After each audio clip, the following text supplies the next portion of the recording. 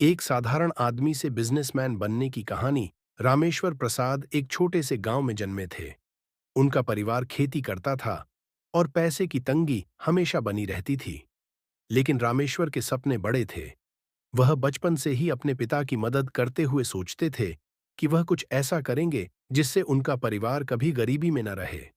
संघर्ष की शुरुआत स्कूल खत्म करने के बाद रामेश्वर शहर गए और एक छोटी सी दुकान में सेल्समैन की नौकरी करने लगे। वहां उन्होंने बिजनेस की बारीकियां सीखी।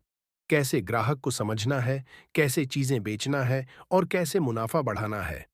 लेकिन उन्हें सिर्फ नौकरी नहीं करनी थी। उनका सपना खुद का बिजनेस खड़ा करना था।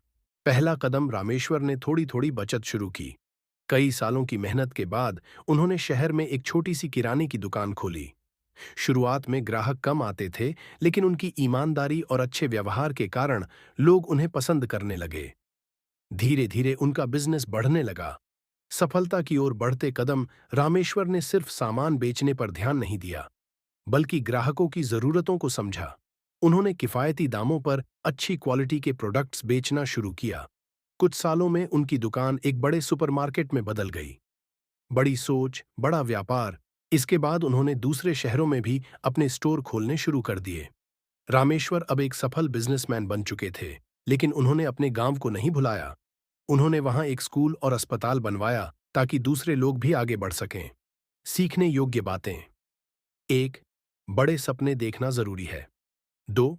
मेहनत और ईमानदारी से सफलता मिलती है। 3. ग्राहकों की जरूरतों को समझना बहुत जरूरी है। 4. समाज को वापस कुछ देना भी एक अच्छे बिजनेसमैन की पहचान है। रामेश्वर की यह कहानी हमें सिखाती है कि अगर इरादा मजबूत हो और मेहनत जारी रखी जाए, तो कोई भी इंसान सफलता की ऊंचाइयों तक पहुंच सकता है।